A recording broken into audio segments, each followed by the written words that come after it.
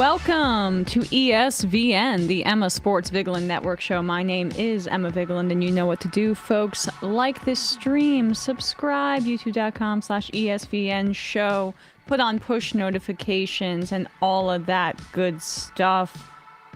Rate us 5 stars wherever you're listening to or watching this, and say hello to Bradley Alsop. Hello, everyone. Now, right now! I can't believe that we're here. We are... Where? In a world where Donald Trump has been elected president. There. I see. For a second time. But here we are. And that's how we have to open the show, because we are a sports fun show. Yes, that's true. But we also are political people first. And holy moly, it is insane that he just got reelected. So that is where we are in week 10 of the NFL season. That's all you need in terms of analysis from us. And at least the Jets and Giants are doing great to distract us. Yeah, New York sports. See, that's what I would have really loved. A Giants season where they overperformed and distracted me from this election. No, that's not what is happening right now. I mean, let's start there, shall we? Early in the morning in Germany. Or I guess not early in the morning in Germany. Early in the morning for us while the Giants and the Panthers played in Germany. Yeah, right. So the Panthers defeated the New York Giants in Germany, and the Giants were 6.5-point favorites going into this contest. And at least in the first half, it looked like it wouldn't even be a contest. Chuba Hubbard was running all over the place.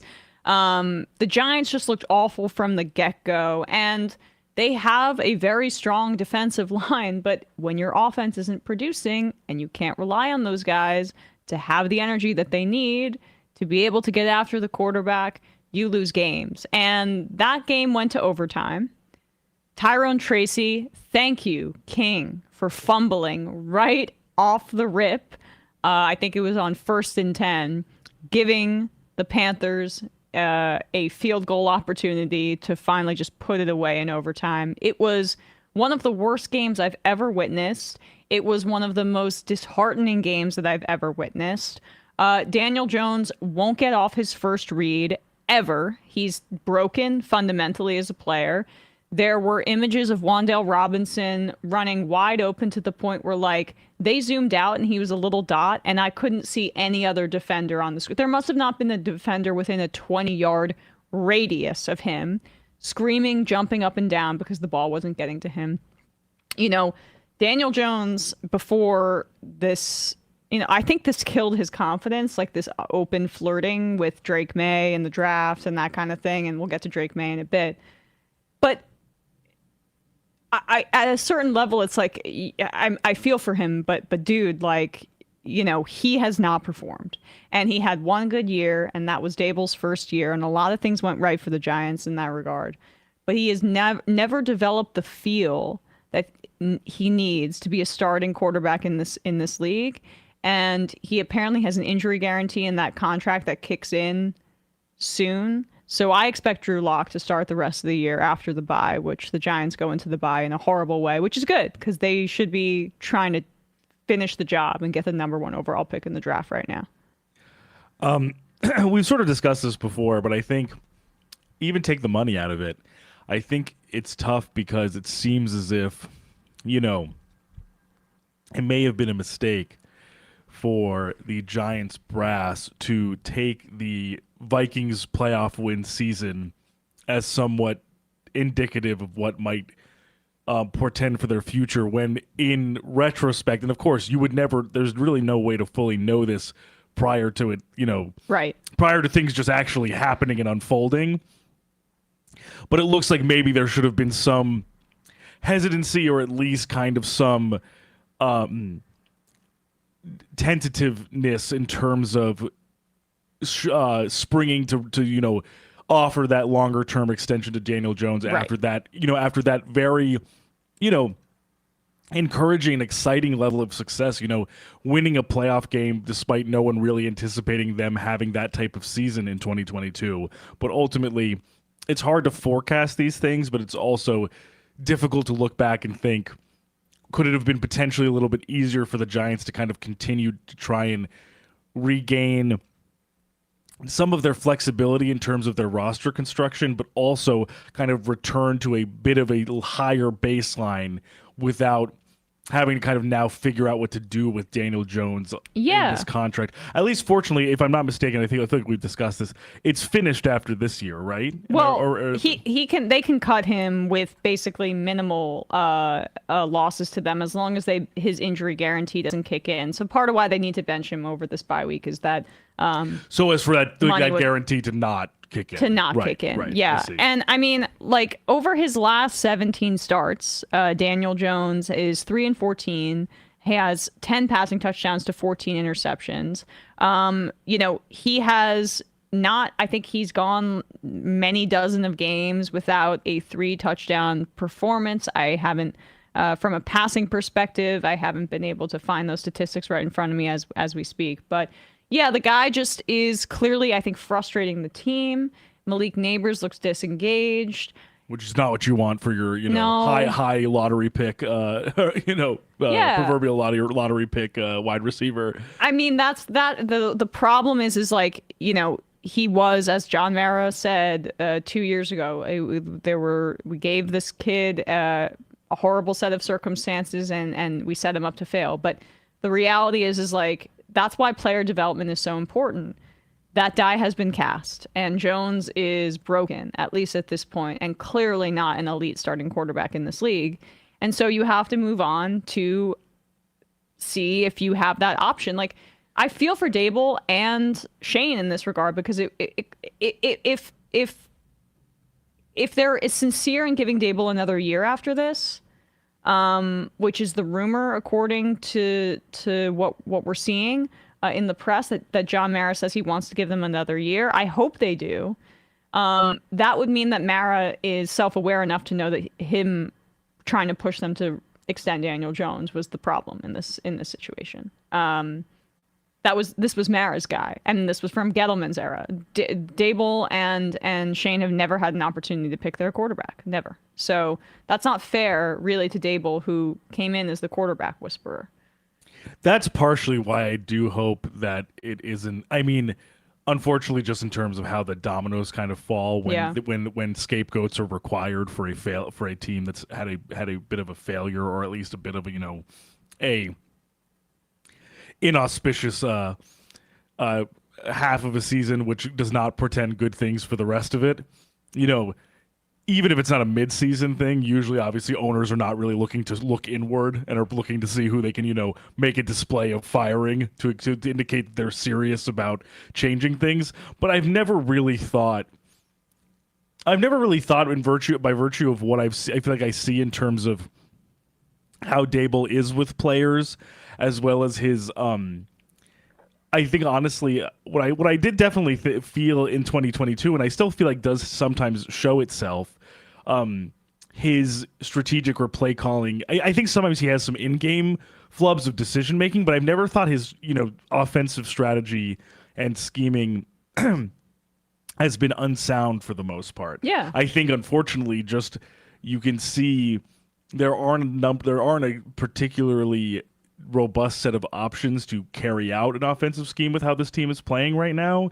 And outside of Daniel Jones, the personnel here is still really a significant work in progress, which is in a way where it would seem more fitting for a team that had a quarterback on a rookie contract, as opposed to a quarterback who was getting paid more with the expectation of kind of making good on that contract. Yeah, and look, Andrew Thomas had to have surgery and is out for the year, which has contributed. Right. But the good news is that Evan Neal did play well. They finally put him back into game action after him having so many struggles. So, like, there are pieces.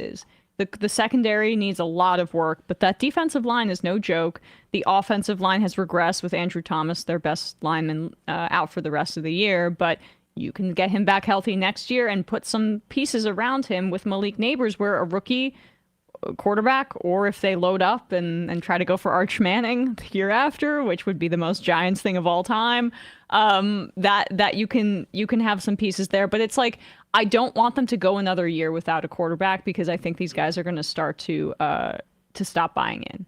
And that's the kind of thing that's concerning. But anyway, let's get on to these other games that happened over the weekend.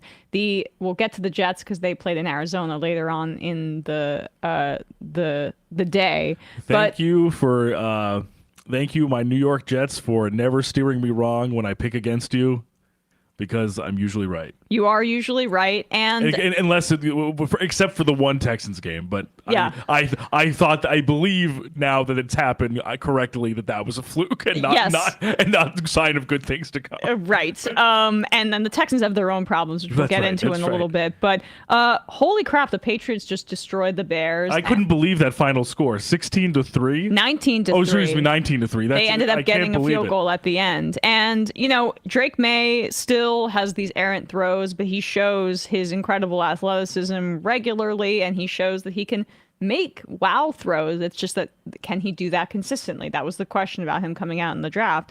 But he adds some moxie to this team. He adds some fire. He looks great out there. When you see a quarterback in a uniform and you go, oh, like when I see Tua in a uniform, I'm like, ugh.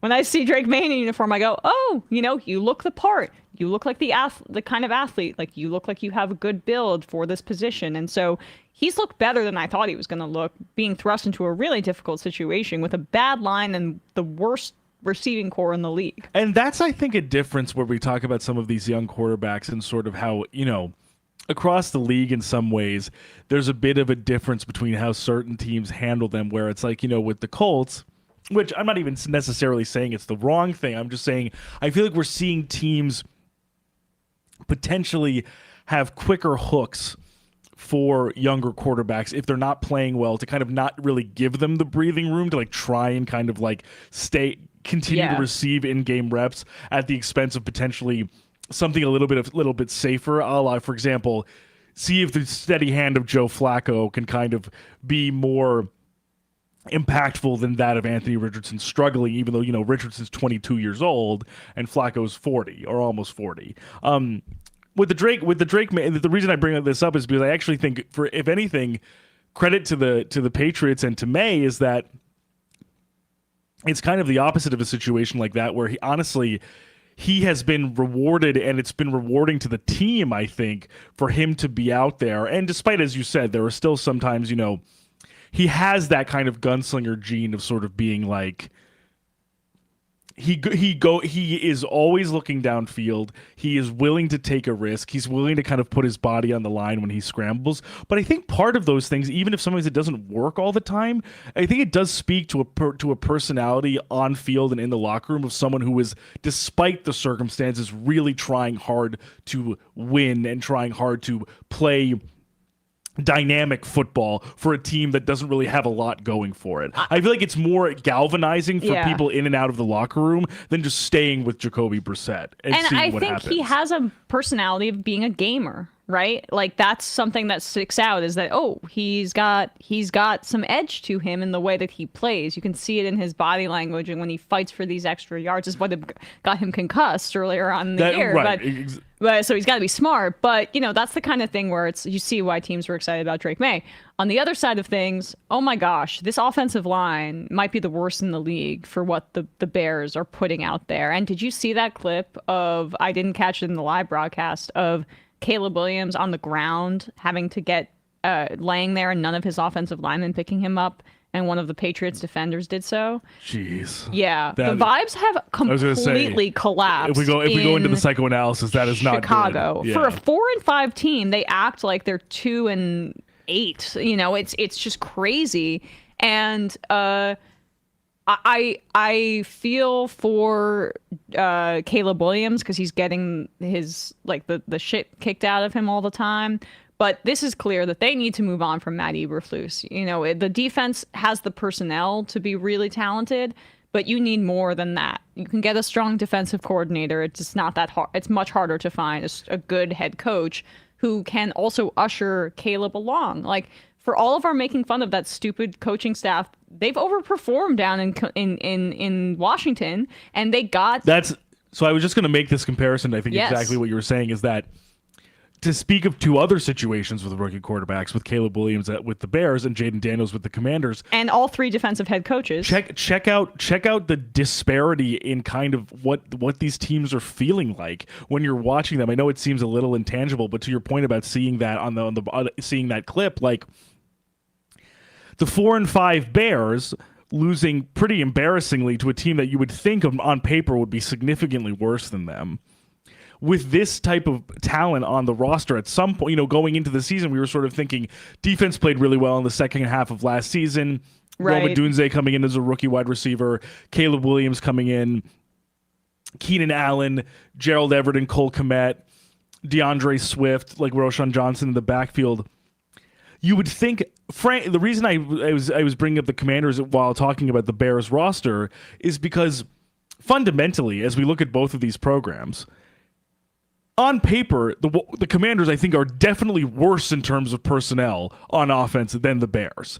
And yet, the circumstances by which both rookie quarterbacks find themselves in are very much not only dictating their success, but I think very much dictating kind of their confidence levels and their willingness to take risks and willingness to kind of put all of themselves out there. If your offensive line is literally not like helping you up, and that's to me beyond just there being an interpersonal problem. It's also, I think, a bit of like a atmospheric problem where the coaching staff is not engendering or emboldening or establishing a real sense of like cohesiveness within the locker room and on the field. You're not seeing any of that in Washington. There is. I agree with you, and we'll get to the Commanders who lost a close one to the Steelers in just a bit. But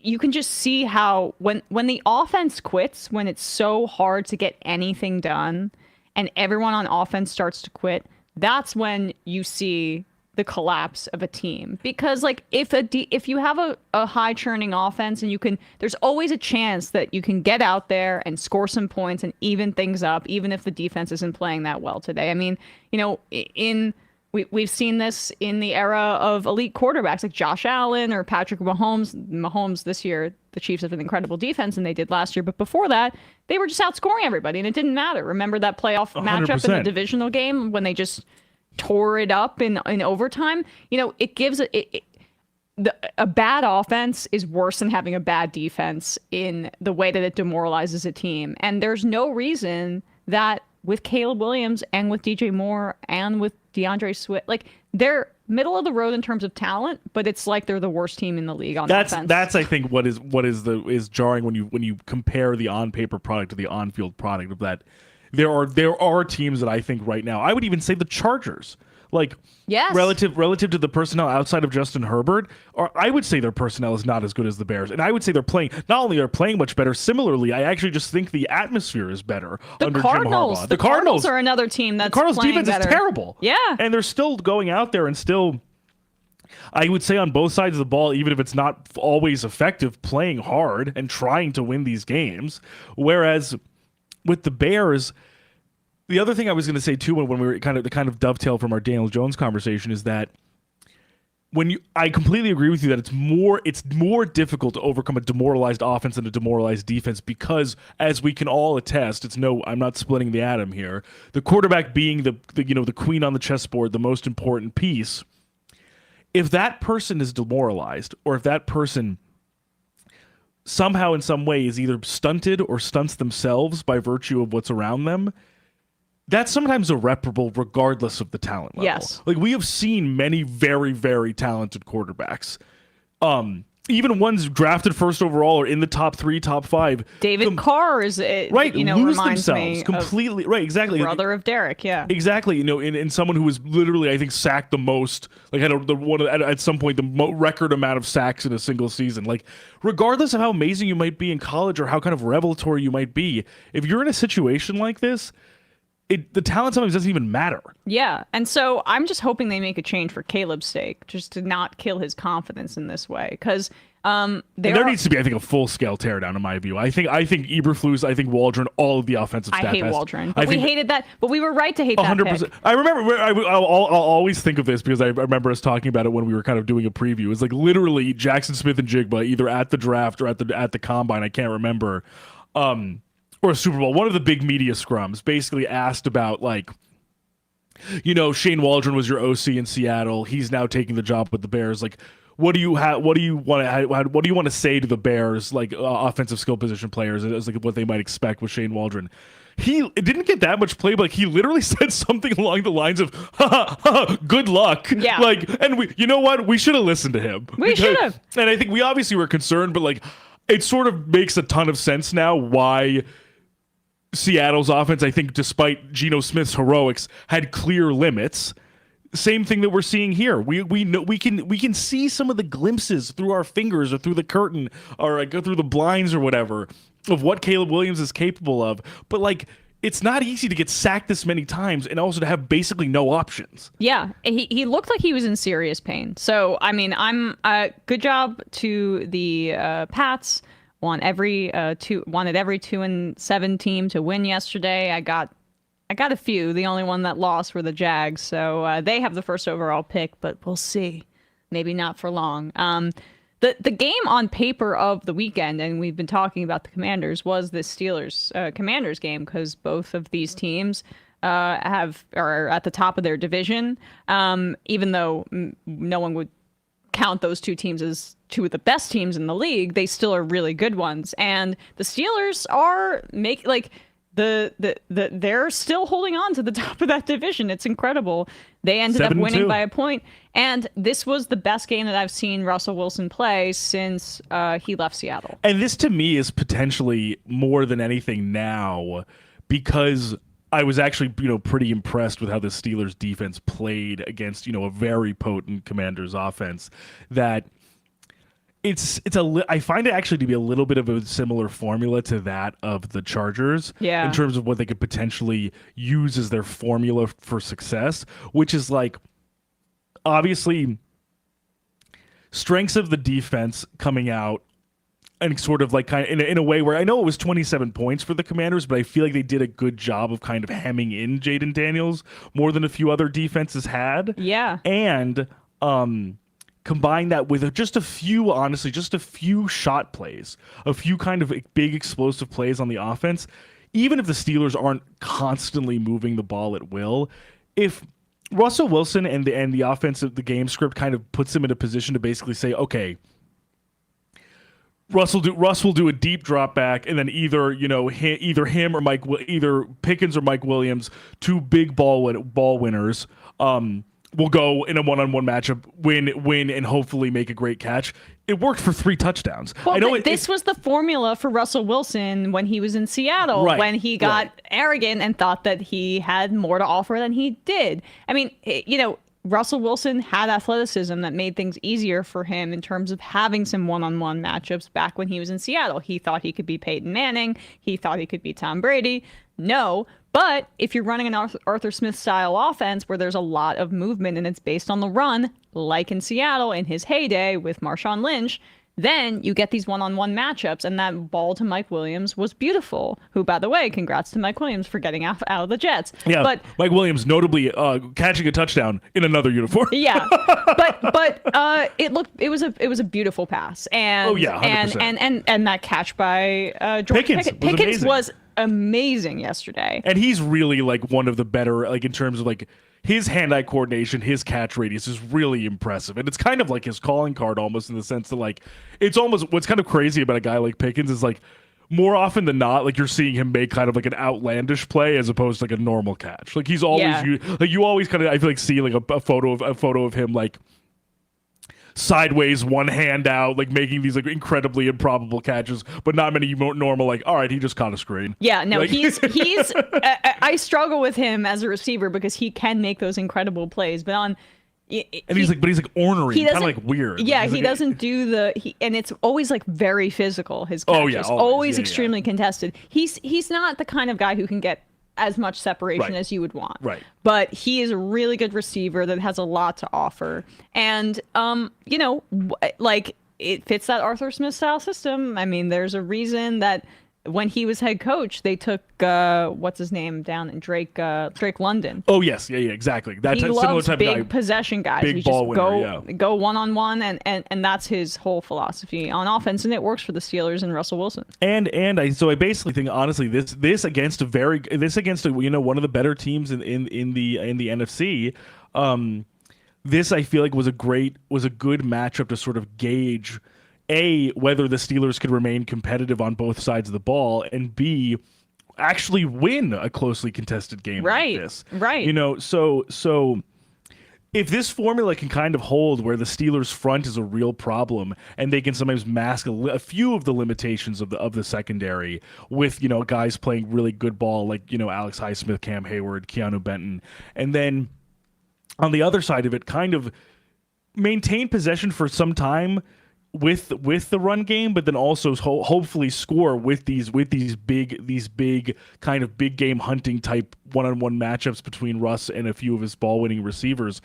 It's worked. It worked the best, I think. I agree with you at all in the sense of like it being one of Russ's better or best games in the last few years, and I think it actually worked to its greatest potential yesterday, which makes me, I think, a little bit more optimistic going into it. It's obviously a formula that doesn't have a ton of room for error, but I think everyone involved is kind of on board with it and smart enough to try and like figure it out and make it work. Yeah. I have trust in Mike Tomlin implicitly based on the successes of all of his teams.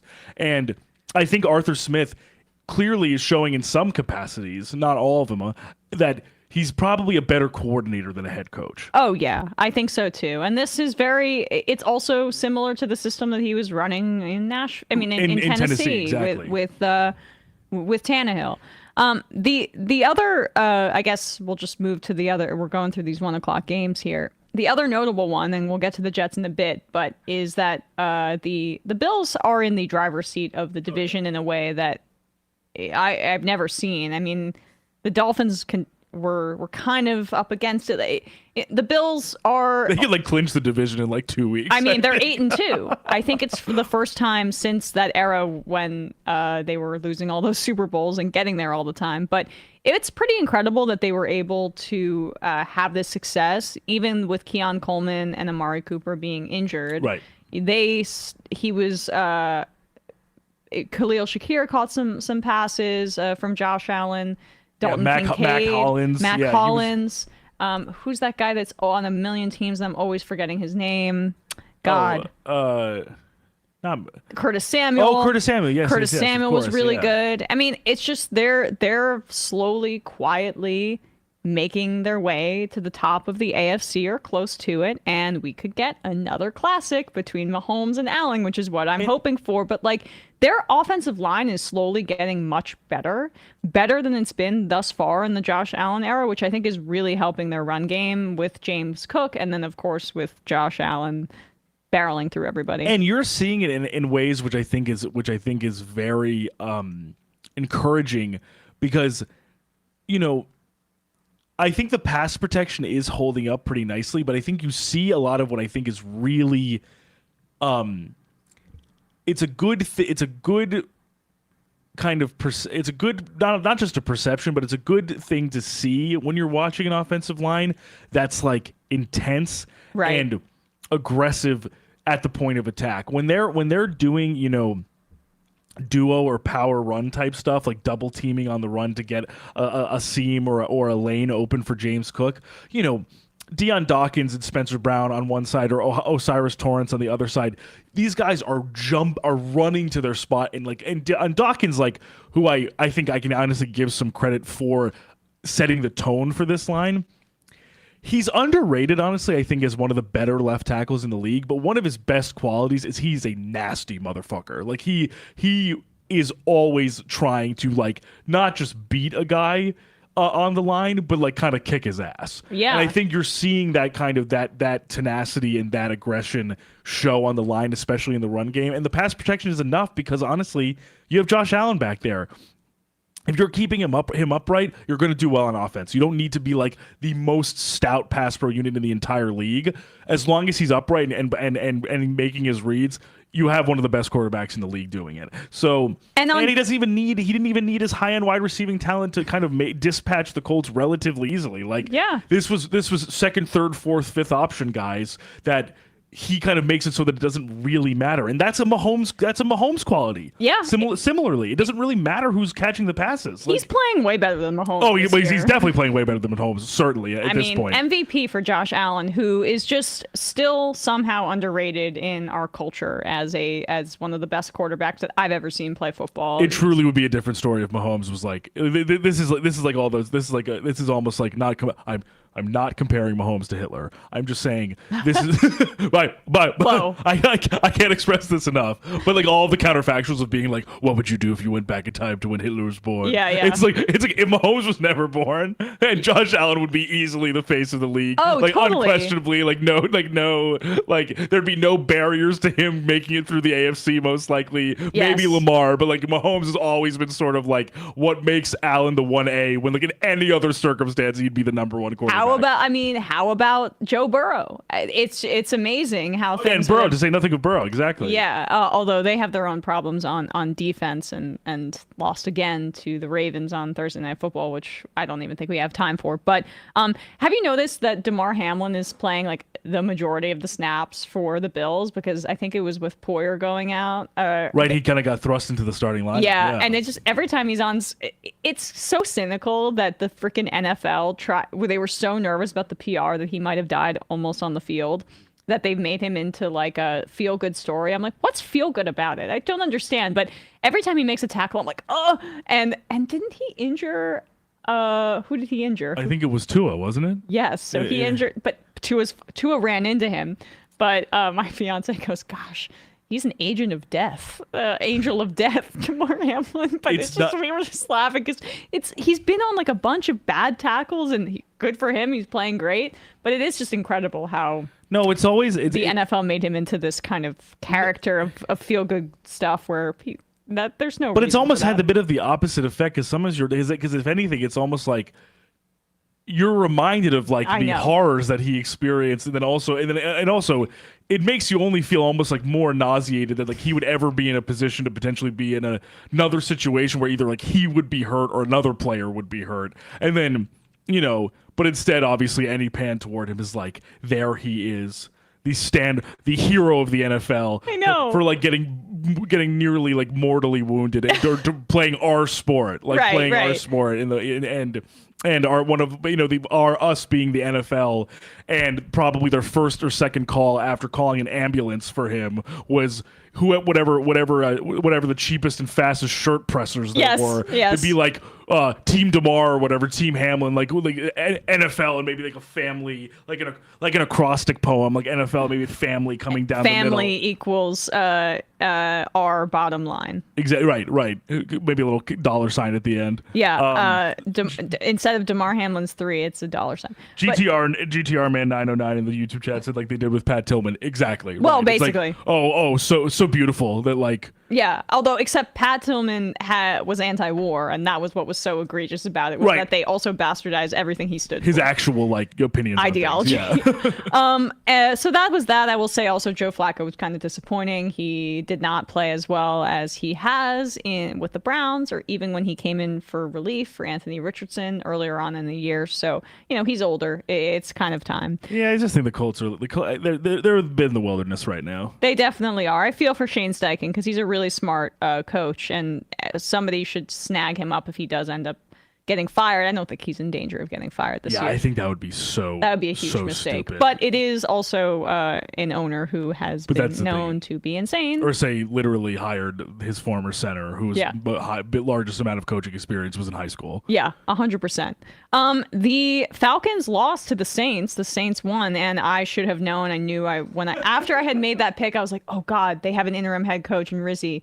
They're going to get a bump from this. I made a mistake. And then, of course, they end up winning. Alvin Kamara is the do-everything guy. They always also include a little bit of Taysom Hill. This offense, to me, is still bizarre. every other play you see, it feels like Derek Carr is throwing a pass that's extremely dangerous for the receiver. But they ended up doing well, and the problem in this game was really more on the side of the Falcons, who this was just one of those games where Kirk Cousins didn't necessarily have it. Younghoe Koo also kept missing field goals, which is that's so tough, and also not really like him, honestly. Yeah, not like him, but it's been a bad year. It's been a bad year for some of the big name kickers in the league, like Koo and Justin Tucker. Yeah. The guy who's been hitting everything is Aubrey on the kind of one of the Cowboys. Few bright spots in Dallas. The only bright spot in Dallas. So MVS played phenomenally in that game. Derek Carr was able to hit him on like a over 60-yard touchdown. I think he had two, right? I think he maybe had 2 touchdowns. He had 2 big, or maybe it was a 40-yard touchdown and a 66-yard completion. I'm reading here. So MVS, great addition there. I don't have a ton to say. It's just like, okay, they got to win in the division. I still think it's the Falcons' division to lose, and I think to your point about it really that almost seems to be to me a little bit more of just like sort of the interim coach bump as opposed to similarly to that of with the Jets, right? Like as in winning that one game against the Texans, like after Jeff Ulbrich took over for Robert Saleh. I don't really think it's indicative of much because I feel like the majority of our sample size for the Saints outside of the first 2 or 3 weeks has been pretty rancid. Yeah. So I agree with you. I still think for the most part, just by talent and kind of like trust in their coaching alone, the Falcons are still the ones to beat in the NFC South. Absolutely. And then going over to the AFC West, the Chiefs ended up, that deal that they made with that witch pans out for them once again. Yeah, Mahomes was like, "Oh yeah, I was just holding this monkey's paw." And before you come for me, I was thinking of like Madame Zeroni or some kind of witch, not Taylor Swift. I'm not that much of a female misogynist. However, I will say that hag. It's incredible that they are 9-0. I mean, they only scored 16 points, and the Broncos had a field goal that would have won the game in the division. They played them really well, although it tapered off a little bit in the second half, and the field goal ended up getting blocked. The Chiefs are the only undefeated team left in the NFL. I feel like it's actually somewhat appropriate to almost allude to the fact that it's like it might be potentially a superstition or some sort of dark magic imbuing the undefeated record for the Chiefs, because I really do think this is an interdivision game. They played them close. The Broncos have a very good defense. A pass from Bo Nix to Cortland Sutton with a not even that necessarily remarkable field goal going in for them to go to 8-1. It's almost boring. That outcome is almost that's one where I could be okay, maybe 99 times out of 100 that would be the outcome. And this team was able to block the field goal and win the game. I mean, it was a 35-yard try, so it was going through most likely. And right. and it just sucks for them because that was a really well executed drive to get to where they needed to be to win the game. They converted multiple third downs on that drive. Bo Nix was clutch. He did what they needed to do against the best defense by most metrics in the league and set up this play where they could have gone with the go-ahead field goal and won that game. But the Chiefs have dark magic. That's all I can do. I mean, the Chiefs may have made Trump win. Yeah.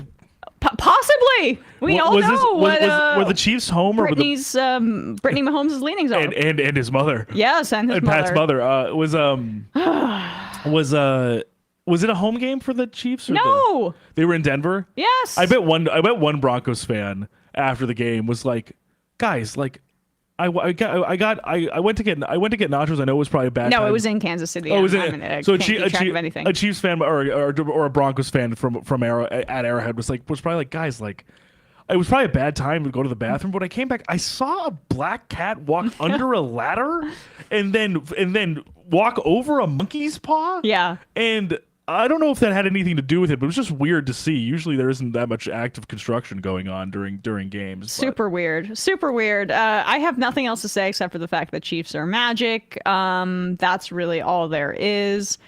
The 49ers defeated the Buccaneers, did not cover the spread, but Christian McCaffrey came back. There's still this issue with the 49ers where they're in control in the first half and they let teams back in the second half. Another field goal, another kicker problem too. Jake Moody was also, I mean, to the point where there was some frustrations boiling over between Deebo Samuel and the kicking team. Yes. He started shoving the long snapper because I guess he was pissed off at Jake Moody. I know. And the long snapper was like, hey, man. Yeah, right. And Deebo's probably like, who are you, dude? Right. I know. I mean, Deebo probably shouldn't be going after his own teammate His own like long that. snapper? Yeah, It's probably a not. little, Probably not necessary. Not great. I mean, Deebo's usually very even-keeled, so I was surprised by that. But not the best look for the San Francisco 49ers, but they eke out a win. You know, they shouldn't have extended Brandon Ayuk. I know it's in hindsight, but we were kind of saying it back at the time. I mean, Ricky Pearsall or Juwan Jennings, they can be your 2A or 2B. It doesn't matter. Like that they also have George Kittle. It's just this team has so many contracts and so many big name players. They could have let him walk, and I think maybe reallocated some of those resources on defense where they're struggling a little bit right now. And Pearsall, had a great, catch and run to get his first NFL touchdown. And to your point, it was honestly helpful to have Pearsall, despite some thinking he was a bit of an overdraft in the late back end of the first round when there was so much attrition on offense for the Niners. But to your point as well, when it comes to Ayuk, is like now they're a little bit over leveraged because a lot of bills are going to come due at the end of the season. Right. Trent Williams, see what happens with him towards the end of his career. McCaffrey being back, though, it's big for them. They can kind of start to get back into a groove. And the Cardinals won against the Jets, so that division is getting interesting. It's a bit of a race between the two. I know the Seahawks and the Rams are in it, but like they're all around.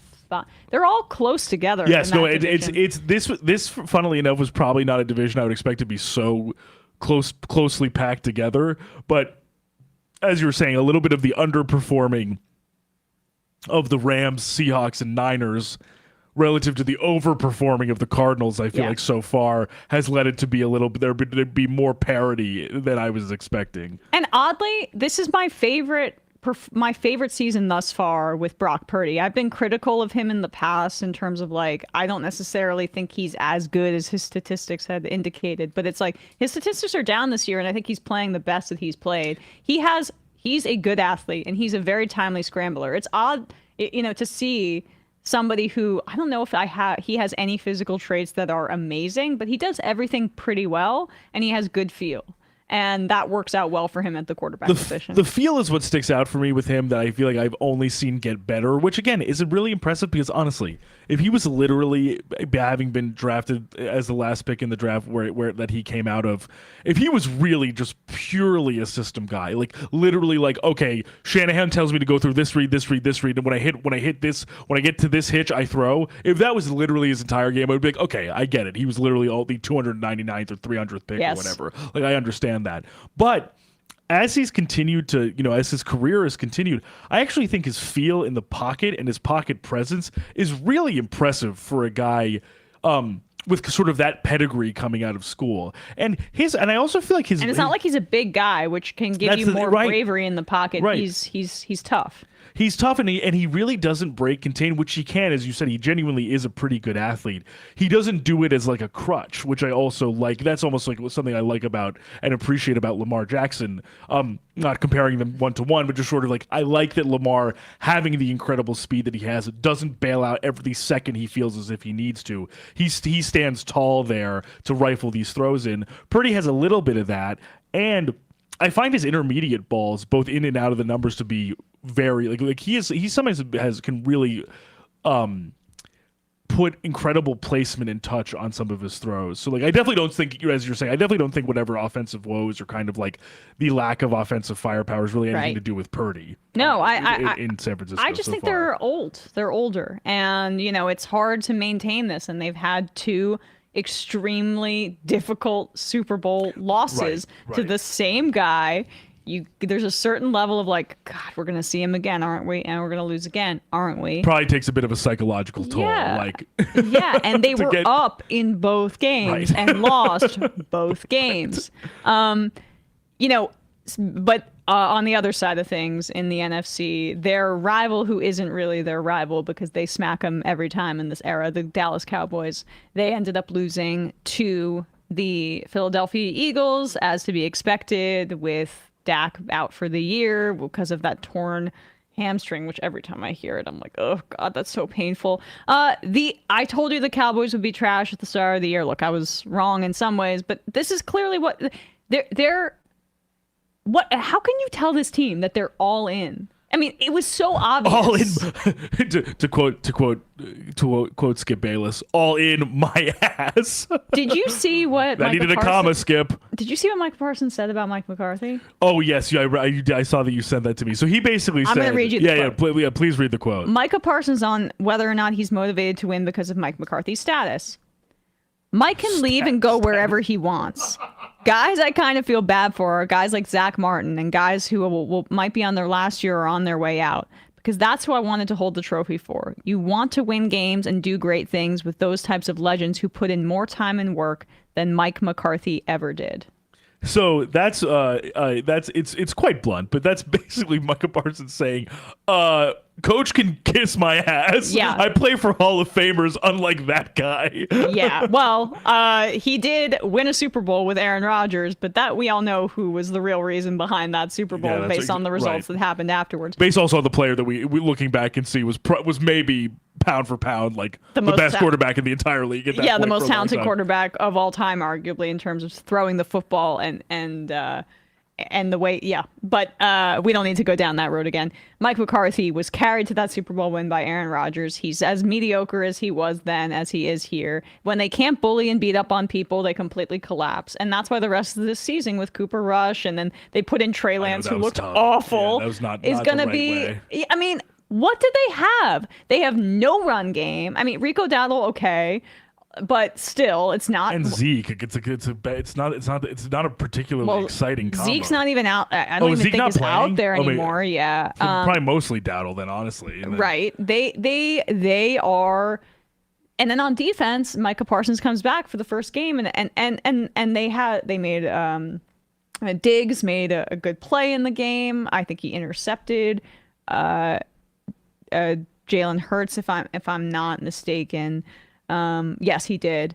But I don't even know what to say about them. Like, the Eagles are one of the most talented teams in the league. Their scheme on offense, I think, is still bad. I think it limits them. But their talent is going to overcome this kind of thing. And now they're very much in the thick of it with the Commanders for the division, which will now go another year without a repeat champion of the NFC East, because the Cowboys won it last year after the Eagles fell apart. So the Cowboys are cooked, and I was surprised to see that they extended both Dak and, like, they could have let Dak walk into free agency after this year and just started over, which I think they should. I think they should have done that. And I think this is one of those things where it's like so much of the success and failure of this team is just purely embedded within the psyche of their owner. Yes. As an I agree with you. I just don't think there's any version where Jerry Jones would be willing to countenance a rebuild. To even think that he would ever be able to put himself in a position where I, Jerry Jones, owner of the Cowboys, have to acknowledge that we're sort of tearing things down. He'd rather be horrible than do that. Like, he'd rather be embarrassing than do that. Did you see also another star player on the team publicly criticizing? And Jerry Jones was like, shut the fuck up. CeeDee Lamb says he couldn't see the ball because of the sun, which has presented major problems for the Cowboys, that their home stadium has a huge glare issue. It was recently, I remember when that stadium was constructed, it was like the biggest story in the NFL because it was so big and so gargantuan, and Jerry was Jerry World and the big freaking LED screen in the middle. And they couldn't even figure out a way to make it so that there isn't glare in one end zone. Apparently they have curtains, but Jerry won't close them. CeeDee Lamb has been asking them to close these curtains so that there isn't the glare anymore, and he won't do it. And Jerry's like, what do you want me to do? Control the sun? Yeah. Okay, so Jerry responded to this. I'm trying to find the quote. By the way, we know where the sun's going to be when we flip the coin. So we do know where the damn sun is going to be on our own stadium. Let's just tear the stadium down and build another one. Are you kidding me? Yeah, that's exactly what they're saying. No. You vegetable. Yeah, like, no, they're sorry. saying put up curtains. And also, why are you this freaking... Did you know the path of the sun when you constructed Jerry World, you stupid dumbass? Yes, it was always going to be this way. So it's also... You could have prevented it before the stadium was even built. And now put the damn curtains up. Put it up. They put it up for other events, apparently. It's crazy. No, right. If it's for if Jason Aldean's playing it, that's totally fine. Put the curtains up. But if CeeDee Lamb needs to literally find the ball because the sun is literally blinding him, no can do, buddy. Sorry, not my fault. They have now lost 5 in a row at that damn glare stadium. Okay, maybe you want to just tweak some things. Just put some curtains up. It's just he is old and stubborn and cheap. Cheap. Like. Any other team, any other self-respecting team would probably be like, you know what? Just to cover my ass just a little bit. Yeah. Why don't I fire Mike McCarthy? He's the quintessential fall guy. He was basically hired for that very reason, to be the shit catcher for Jerry in Dallas for literally every indignity that Jerry Jones imposes upon this team. Firing him would be the easiest thing to do, but Jerry's like, nope, he's burning a hole in my pocket until that's finished. I'm not firing him. I'm not giving this guy $1 to sit on his butt. Yeah. I'm sorry to say. I mean, that is his entire philosophy. It's amazing. And you just see how these owners, there's no incentive really for them to win, except if they have personal pride about it. And sometimes people like teams luck into it, but they make money no matter what. And that's truly, that's more than attendance. This is a TV sport, and the TV deals are the most lucrative part of this because they're all at some level. The Cowboys, in particular, are America's team, so they get all these national broadcasts and these really lucrative contract or results for their ratings. So, sayonara, Cowboys. See you next year.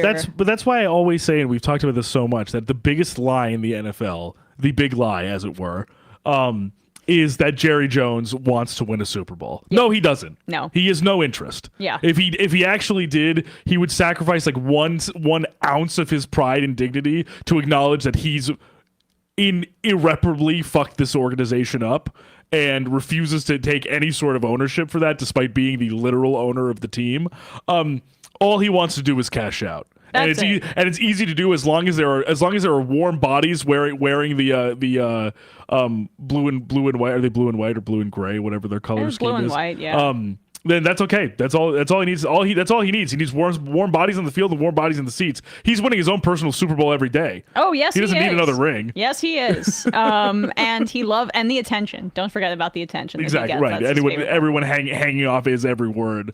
To be like the sun. Everyone knows where the sun is. Running through these two games in the afternoon really quickly, and then we'll get to the Jets and the Lions game. But the Vikings beat the Jaguars in the least interesting game of the day. Low scoring, kind of a little bit of a rock fight. Darnold's regressing a little right now. He's throwing a lot of interceptions, and Justin Jefferson struggled to get going in this game. It shouldn't have been this close. Mac Jones, I thought, would play better. And he ended up not. Like, he threw a really stupid interception in the end zone when they had the opportunity to drive down the field and win the game. He just chucked it up there. I did not understand what the meaning of that was, but whatever. The Jaguars are awful. The Lions are, the Vikings are in contention with the Lions for the division, although I don't know if I feel the same way about the Vikings now as I did to start the year. I'm curious if potentially this just might be one of those cusps where it's sort of like, okay, there's enough tape on these guys now. There's maybe enough tape on Darnold to sort of stifle him a little bit more. Yeah. We'll obviously see in the coming weeks if that persists. But I see what you're saying in terms of the potential for regression for Sam Darnold. And speaking of another coach who inexplicably has not been fired, Doug Peterson was also sort of he's now basically in the mode of I'm so miserable and so bad at my job and absolutely getting fired after the season that if a reporter asks me even one somewhat crosswise question, I'm going to be like, you're a journalist and all you do is watch the game. You never played the game, so why don't you shut up? Yeah, that's a telltale sign of somebody who is Tell me about to be fired. Tell me you're about to be fired in like 8 weeks without telling me you're about to be fired in like 8 weeks. You know who's not getting fired is Jim Harbaugh over there in Los Angeles. I mean, the Chargers are 6-3. And they're playing really well. I mean, the defense is great. They're doing enough on offense just to get themselves over the hump. I love that Quentin Johnson is emerging, even though he didn't have a good training camp. Ladd McConkey as well. J.K. Dobbins is just such an awesome story coming back from all of those injuries, and Justin Herbert is rushing the ball more. His statistics are never going to be that gaudy, but I love the Chargers this year. It's so refreshing to see them being coached well. I don't know if I've ever in my adult life see them being coached well. The only reason that they were even in so many games was because of Phillip Rivers, and then they would lose them like in disastrous fashion oftentimes, but his statistics would be good. Like, they're finally coached well, and that's exciting to see. But similar story for Herbert too, with Brandon Staley in the sense of, you know, even if I can't remember if it was 2 seasons ago or 3 seasons ago, even for that final game of the season, Chargers Raiders, where it was it wasn't last year because last year. No. It might have been last year because the 2 years ago was when they lost to the Jaguars inexplicably in Jacksonville. Remember when they were up? 3 touchdowns and lost. So this actually might have been 3 seasons ago potentially, because it was Rich Bisaccia was the interim coach for the Raiders. Yeah. And so they had sort of a bit of a bump after Gruden was fired. Right. But the Chargers ultimately lost this game. But that was that game where to keep the season alive, Herbert literally converted like 3 massive fourth downs, like 4th and 10, 4th and 14, 4th and 15, and they still lost the game because they were the Chargers under Brandon Staley, so obviously they lost. Right. But it's amazing to see a circumstance where, despite him not necessarily being the exact focal point of the team's success, in the sense that the run game, I think, is a little, obviously for a Jim Harbaugh squad, more emphasized, but also the defense is playing very, very well. Another thing, obviously, which I think can be attributed to Harbaugh, just in terms of what he offers in terms of kind of just the energy and the galvanizing aspects that he brings. Believe. Right. It's sort of kind of that buy-in that I think towards the end of the Staley regime was absolutely non-existent. No, and he makes them into a team. Right. A team. Even though I still have my issues with, like, can you win a Super Bowl with this scheme? I don't know. On offense, right? I don't know. And the reason I said the Steelers part is it's kind of comparing the two is sort of it's a bit of a similar breakdown for their success, where, like, if the defense can keep them in every game, you can get a few explosives from Herbert and a pretty consistent run game. Again, as we were saying with the Steelers, not a ton of room for error if something goes very awry. But so far, with their 6-3 record and kind of seeing how it's played out, it is working. Yeah, it is working. So I'm happy for them. You know, Will Levis played better than he has, but he's still, you know, he's messing up, but in real life, he's still dating Victoria F. So good for him. I know, good man. Good congratulations to him. I'm even jealous.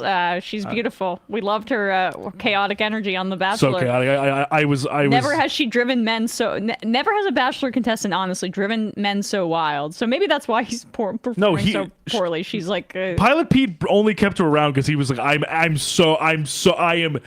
so down bad. I am tremendously down bad. I can't even. No one knows what we're talking about. But God, that's my favorite season of The Bachelor. He just wanted to have sex with her literally, so he was like, "What do you want? What do you want from me? I can't like fantasy suites are around the corner. What do you want me to do? I'm buying time."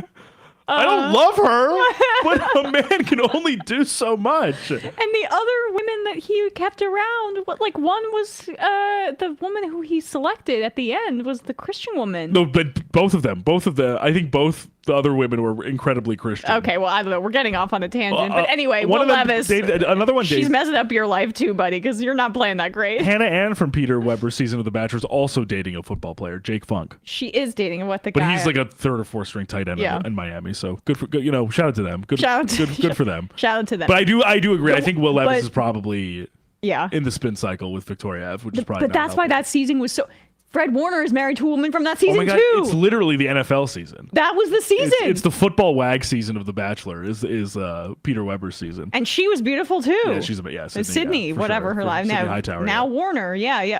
All right, Bradley, relax. I know, these things don't leave my brain once I watch them.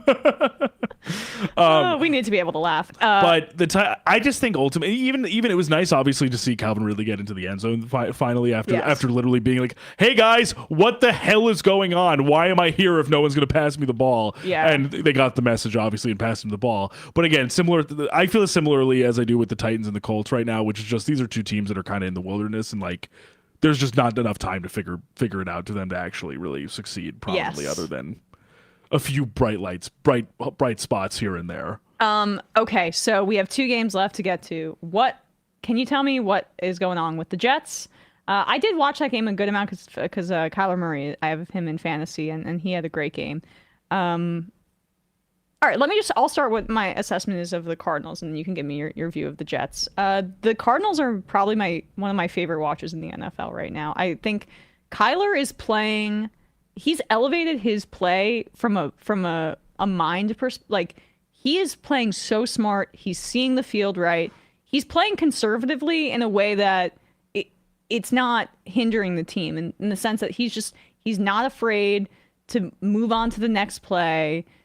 He's not going insane to try to make all of these scrambles that could put him in harm's way. He is just running the offense with a maturity that I didn't see him during the Cliff Kingsbury era. And you know what's great? It's because he only knew Kingsbury. Like, he only knew this offense because it was his college coach, and then they brought him in when Kyler came into the league. Now he can mature because he has a new system that's more adult. And, maybe this works for Jaden Daniels, or maybe it works for younger guys to bring them along. But now that he's a veteran, I just love seeing what I've seen from him. Sauce Gardner is having a really bad year. His name is being said a lot, and that's not a good thing for corners. As we were talking about, it's not a good thing to hear your name. Yeah. What's your read on the Jets? And talk about a demoralized team. There is no joy on this team right now. Everyone is absolutely miserable. Yeah. When you barely get the interim coach bump, when there's seemingly no, because the reason why I think there's a difference here is because the interim coach bump would actually more apply if Aaron Rodgers was no longer with the team, not Robert Saleh, because the locus of power has never been with the coaching staff. It's been with Aaron Rodgers and his chosen cadre of associates and guys who he watches Austin Powers Gold member with. It's never been who is like at the top of the totem pole. He doesn't care what Jeff Ulbrich has to say or do. And also, it's not as if Ulbrich who I actually sort of attributed to the defensive intensity that the Jets used to play with, that hasn't carried over for him being head coach. Right. They're playing worse on defense. They can't tackle anybody. I mean, the lack of discipline and the level of soundness with which they play, the lack of discipline has persisted. They still get as many stupid flags on both sides of the ball as they always have. Totally. They're just playing worse on defense now. So the thing that was their calling card against what is one of the most potent and explosive offenses in the league, when firing on all cylinders, was able to just carve them up at will in any capacity, because they could barely wrap their arms around one guy's foot. Yeah. I mean, and then so for that to be happening with an offense that is as stagnant and as, basically blocked up in terms of constipated offense. Basically a toilet bowl type of offense. Gosh, I hear that's a side effect of ivermectin. Yeah, maybe that's maybe Aaron Rodgers is now handing that stuff out because he's like, listen, I'm gonna have an inside track with the public health czar in the next administration. How can you be talking about? Hey everyone, it's a Robert F. Kennedy. Just want to say congratulations to losing to the Cardinals at home. Yeah. So actually, wasn't it? It might have been in Arizona. It was in Arizona. So basically, I just think it's two demoralized sides of the ball with diminishing returns for both. This season, I wish we could just sim to end. I wish I could just be in Madden GM mode and just say let's just skip this one. Let's just see the squares in the calendar. Just go. All right, next season. Yeah, right. I know. Which if only time worked that way. Rodgers just seems checked out. He's I scream at the TV because I have Breece Hall in fantasy as well. So like they're in the red zone, Bradley, and like I see that he's just already decided he's throwing it to Devontae Adams, and Breece Hall is wide open on the left, and it is crazy to see somebody who should at this point in his career this should be a strength of his, that he can see the field better even when pressure isn't coming. But I think it's not about that. It's about my guys and my vision. Right. He's just such a narcissist. It's not even like I think that's the frustrating part, is like you almost know it's not a skill thing. Yeah. As like you probably know Rodgers could theoretically do that. But he's so rigid and he's so invested in doing it the way that he wants to do it. It's a similar thing a la Jerry Jones in terms of owning the Cowboys, but with Rodgers as quarterback. It's basically, I would rather lose and be embarrassed and not compromise what I want to do personally, as opposed to actually win football games. Yeah, I know. I mean, it's maddening to watch, and I feel for you on that front because they have the talent. And I think that's the frustrating thing is you see guys like Breece Hall, Garrett Wilson, Braylon Allen, even a guy like a less heralded guy in Xavier Gibson, but you see a number of these guys.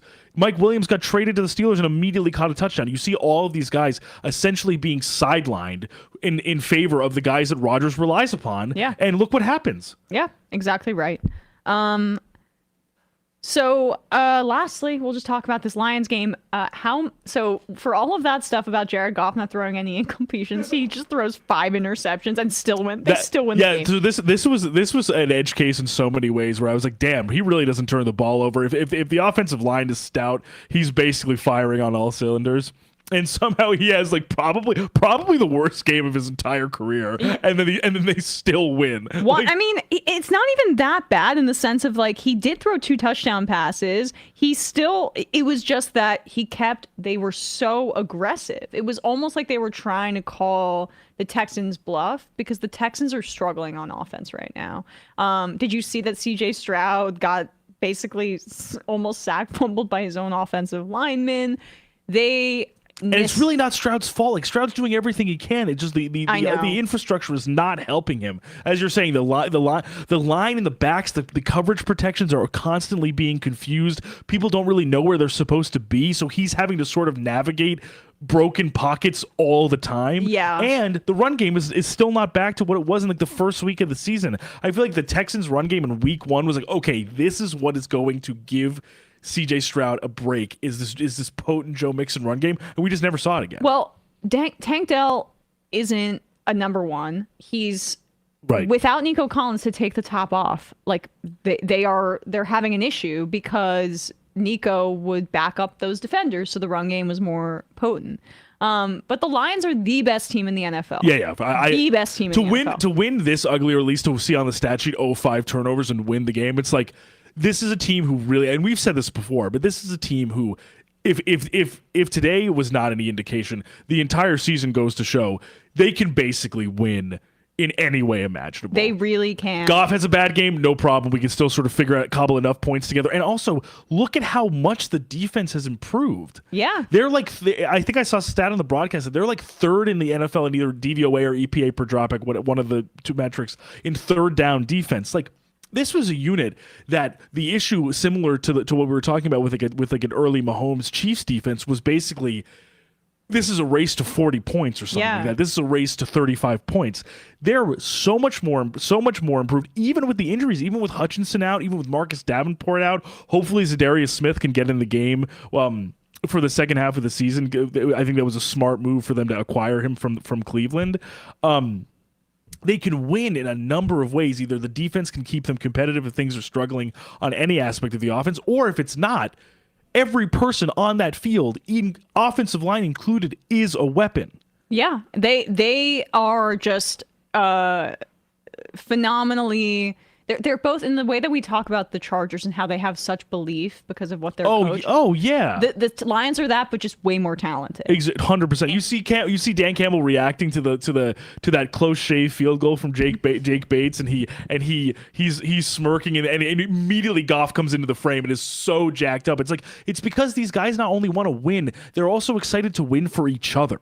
Yeah. They're excited to win together. They really are. And it's like, it's the corny movie that you see when you're growing up. No, it gives me chills. Like, it literally makes me emotional. I know. Well, it's beautiful. Like, that's what team sports are about. It's like, and even, I think about this too, like, why am I such a big fan of certain sports? Like, it's a sense of community within the place that you live too. I know it's different because some people are fans of teams that aren't near them, but that's what I do love about sports is like 100%. I mean, especially in this, and we're going to wrap up and I'll bring it back to Trump for a second. When, there's so much dividing us and there's so much hatred and anger. I do love the fact that sports are always there. And there's a lot of hatred and anger in sports, but within your little group and your little tribe. But there are moments where you can have like, yeah. And then that's what, like, regardless of anything. That's what football is about for the guys on the field, which is like, based on what I haven't played, but based on what they say, is like it's about fighting for the guy next to you. And when there's a team that exemplifies that, that's a beautiful thing. And the Lions are that. I mean, the Lions truly are that team. And so we'll see. I mean, like the Chiefs are undefeated, but they look like the Lions beat them. It looked like they could beat them. The Lions look just more overwhelming too, which I think is the difference. Is obviously you have the Mahomes magic going on, but the Lions just sort of look like, oh, if we can't win if I'm the Texans, you can't win a game that Goff had 5 turnovers. If you lose a game where you have 5 turnovers, I think you're sort of sitting there wondering like, what could we do then if we couldn't win with 5, winning the turnover battle that significantly? But to your point as well, it's intangible and it's a little bit more kind of woo-woo-y to even highlight. But I do think that dynamic being so present in a successful team like the Lions, and that dynamic being very, very absent for teams like the Jets and teams like the Bears, I feel like it goes to show you there is a real effect to when you kind of it looks pretty transparent, like a team is not playing to win, and more importantly, not playing to win for the people around them. When players are not playing to win for the people around them. Absolutely. All right, guys. Gonna read some IMs and get out of here. Now from Trinidad. Trinidad says, Emma, how's your fantasy league going? Well, I'm in a few different ones. I'm doing okay. I mean, I had drafted Rashee Rice and Nico Collins in basically every league. And Nico's been out for 5 games, and Rashee was injured by Mahomes running into him fairly early on. And so that's been a bit of an obstacle, but I'm still hanging in there. I'm either at 500 or over 500. 1 game below 500 in my 3rd league, which is the most high stakes one, unfortunately.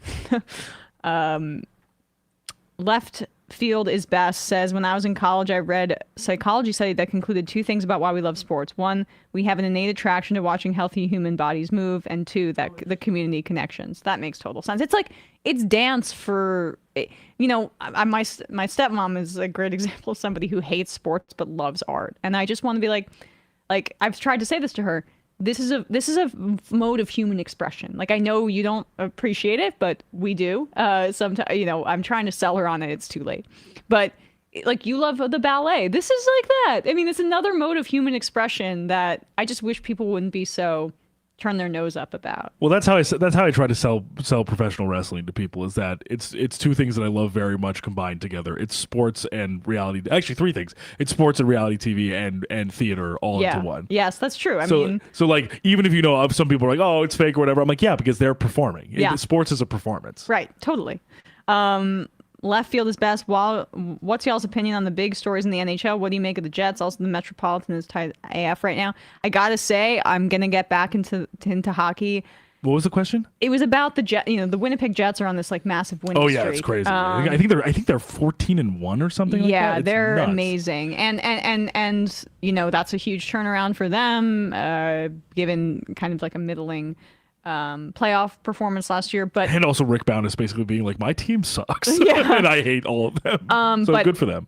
With the election, I've been NFL and like the occasional Knicks and Rangers game, but the rest of sports, I've just been a little bit not it's hard for us to keep up with everything. The Devils lost to the Sharks last night 1-0, and the only goal was an own goal. Okay, well, the Devils have had a good start to the year, so don't complain. It was just that. My friend was going to the game, and I was like, oh my god, like you're gonna see Macklin, that's so cool, and like literally it was like a 1-0 Sharks win, own goal. I'm like, okay, sorry buddy, that sucks. Yeah. So we will be talking about that a little bit later. Tater Tot says Zeke was out there at the goal line and fumble. Thank you for that. Yeah, I think a few people in the YouTube chat said he benched. He didn't transfer. Yeah, right. Sean from Maryland, it blows my mind that you can say Josh Allen should get the MVP over Lamar based on this year. Emma, I know I'm biased as a Ravens fan, but Lamar also outplayed Allen while Allen shit the bed against our horrible pass defense. That's fair enough. I guess I'm biased in the sense of that he's never won it and Lamar has won it twice. So it's not even like all of this stuff is political. I just wish Josh Allen would win at least one league MVP because he really does. Yeah, and if Lamar won back to back, I mean, it wouldn't bat an eyelash. He's totally. again similarly, even when we talk about Mahomes too, like Allen and Lamar for sure game by game playing better than Mahomes right now. Niall from Trinidad says, Emma and Bradley, you two are happier talking about sports than politics. Yes, and our teams are 2-8 absolutely. and 3-7. What does that say about our politics? And the final I am of the day. Dan from Columbus. With regards to Emma's comment, this is a TV sport. I swear I heard like a decade ago that NFL teams should still be profitable without a single person showing up to a game. It was some ESPN special that I remember nothing else from except that alleged factoid. It's 100% true. It's why it's already baked into the cake. They don't need. Yeah, if the TV rights check clears, it's all good. It's why David Tepper is, okay with like whatever. I mean, he wants that team to win, but yeah, it's exactly right. The NFL, they made money in that pandemic without people in the stands, and they pretend like they didn't. Tepper more wants the Panthers to win because he probably sees like the Panthers as like a disruption in the market. Yeah, and he's like, what if I change Bryce Young's arm angle as like he could be my new app, he could be my new venture. And for a guy like that, it's like a dick measuring contest. Unquestionably. Yeah, that's all it is. Anyway, thanks so much, guys. We will see you on Thursday. Bye bye.